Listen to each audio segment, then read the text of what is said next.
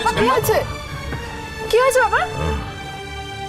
তোমার ট্রিটমেন্টের কোনো ত্রুটি হবে না, দরকার হলে আমি ভিক্ষে করবো, কোনো মেডিক্লেম লাগবে না তোমার।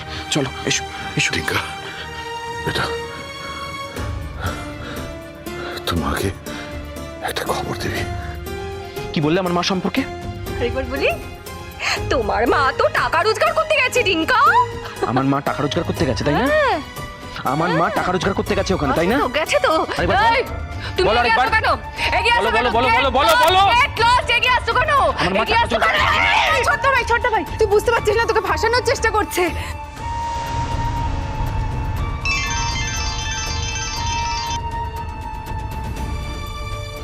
হ্যালো হ্যালো হ্যালো ডিঙ্কা, ডিঙ্কা তুই ফোন করেছিলি আমাকে? হ্যাঁ মা, তোমার কালকে আসার কথা ছিল, তুমি কি এনিহাও আজকে আসতে পারবে? কেন রে ডিঙ্কা, কি হয়েছে? দিদি ঠিক আছে? দাদু ভাই ঠিক আছে তো? বাড়ির অন্য কারো কোনো অসুবিধা হয়নি তো? না মানে পাপার আবার একটা অ্যাটাক হয়েছে। কি? হ্যাঁ সেই জন্যই তোমায় জানালাম আর কি। অনেক রাত্রে হয়েছে কালকে, তো রাত্রে তোমায় আর ফোন করিনি। আমি এখন হসপিটালেই আছি, এইমাত্র অ্যাডমিট করেছি। তো ডাক্তার এখনও কিছু বলেননি, তবে মনে হয় একটা স্টেন্ট বসাতে হতে পারে। আমরা ওয়েট করছি। আগে কেন আমাকে জানাসনি ডিঙ্কা? হসপিটালে যাবার সময় তো বলতে পারতিস। তখন কি আমার মাথা ঠিক ছিল মা? চেনো তো মহিলাকে, শুধু হাঁ করে চিৎকার করে যাচ্ছে, তারপরেই জানতে পারি। আমাকে বলতো কি অবস্থা? আগের বারে তুইও খারাপ নাকি? নিশ্চয়ই প্রেশারের ওষুধগুলো খাইনি, আর এক্সারসাইজ তো তোর বাবা করেই না। ডাক্তার বলেছিল ব্লাড টেস্ট করাতে, সেগুলোও করায়নি। আর নিশ্চয়ই খুব স্মোক করছিল ইদানিং কালে। শোন ডিঙ্কা, আমি যত তাড়াতাড়ি সম্ভব আসছি, তুই একটু খেয়াল রাখিস বাবা। হ্যাঁ রে, দাদা ভাই বৌদি ভাই ওরা আছে তো? হ্যাঁ ওদের কথা চিন্তা করার দরকার নেই, ওরা ঠিক আছে। বলছি শোনো না মা, তোমার তো কালকে ফেরার কথা, টিমও তো কালকেই ফিরবে।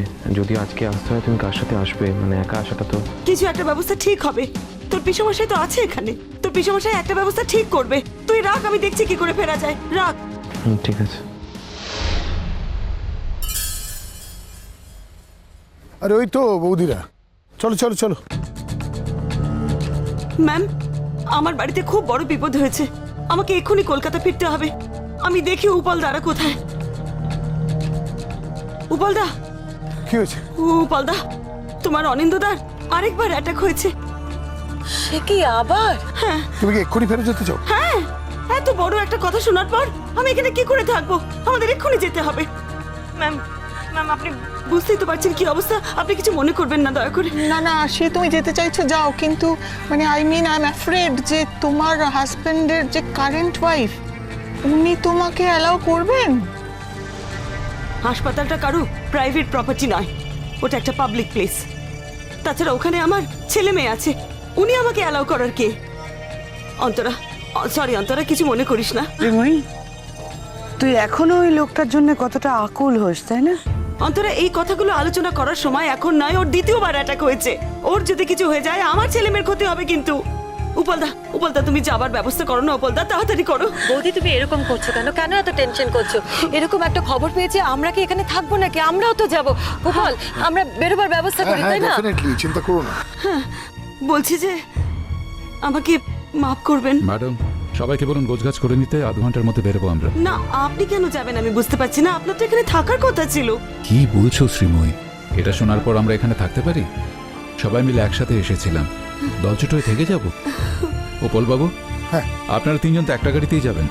আমি ম্যাডাম আর শ্রীময়ীকে নিয়ে একটা গাড়িতে বেরিয়ে যাচ্ছি। আমার একটা রিকোয়েস্ট আছে যে বাকি গাড়িগুলোতে বাচ্চাগুলোর একটা ব্যবস্থা করে দেবেন। আমি করে দিচ্ছি, আপনি চিন্তা করবেন না। Thank you. বলছি অন্তরা, চলো, দেরি হয়ে যাবে, চলো। ম্যাডাম তাহলে ঠিক আছে, আমি বলে দিচ্ছি বাচ্চাদের সব ব্যবস্থা করে নেবে, গোছগাছ করে নেবে, আধ ঘন্টার বেশি তো লাগবে না। আর আমি নিজেও তৈরি হয়ে নিচ্ছি। ওকে? Thank you.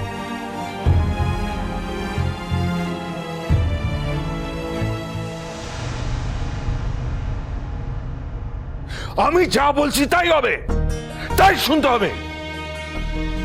সিমুই, এটা মেটানোর একটাই রাস্তা। তুমি প্লিজ জুনকে সরি বলে দাও।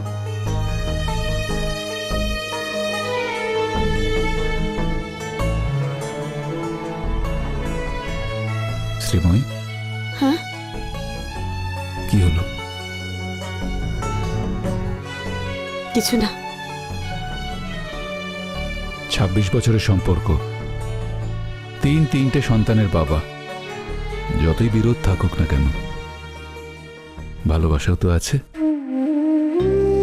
কয়েকটা সই করে সম্পর্কের উপর শিলমোহর বসানো যায় না, সেটা আমি বুঝি শ্রীময়ী। তবে তুমি চিন্তা করো না, আমি তো আছি।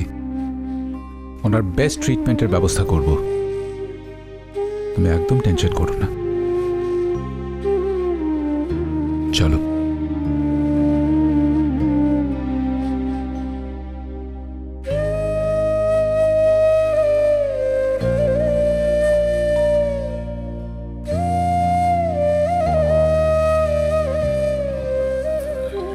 হ্যাঁ গো দাদু ভাই, মাকে ফোন করলে? হ্যাঁ, ফোন করে দিয়েছি।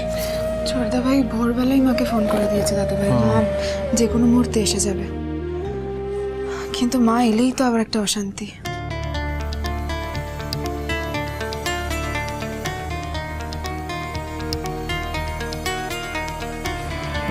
তোমার মা এখানে এলে যদি কোনো অশান্তি হয়, সেটা রুখে দেওয়ার জন্য কি আমি নেই? আমি এখানে ঘাস কাটছি। দেখো না কিরম ভাবে কাঁদছে। আজকে বাবার এই অবস্থাটা কার জন্য? ওই মহিলার জন্যই তো কাঁদছে আবার।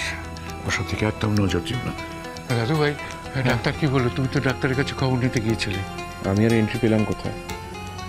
দাদা ভাই আর বৌদি ভাই এমন হাবভাব করছিল যেন ওরা একমাত্র ডাক্তার। আমি যেন সহজ বাংলা সহজ ইংরেজি কিছুই বুঝি না। তবে তুই চিন্তা করো না, আমি আমার মতো করে বুঝে নিয়েছি। বাবার একটা অ্যাটাক হয়েছে, সেটা কনফার্মড। ডাক্তারবাবু পুরনো মেডিকেল হিস্ট্রি জানতে চাইছিলেন, জিজ্ঞেস করছিলেন যে, বলছিলেন বারবার করে যে আরও কেয়ারফুল থাকা উচিত ছিল, আরও স্ট্রেস ফ্রি থাকা উচিত ছিল। এখনও টেনশন করেন নাকি বারবার জিজ্ঞাসা করছিলেন। সেবার ডাক্তার কি বলবেন, আমরা কি জানো না?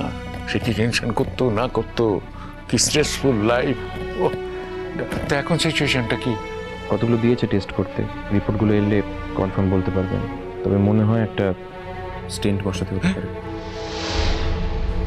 স্টেন্ট বসাতে হবে? আমার সুস্থ সবল ছেলেটার সবই মহিলার জন্য। দেখেছো মাসি? হ্যাঁ দেখেছো, তুমি দেখেছো উনি এখানে এসো আমাকে জানায় তাই বলছেন, দেখেছো? হ্যাঁ, আমার দিকে আঙুল তুলছেন। ছেড়ে দাও চুন, ওদিকে তাকিও না। তুমি এখন ঠাকুরকে ডাকো যাতে করে তোমার স্বামীকে সুস্থ করে তোমার কাছে পৌঁছে দেয়।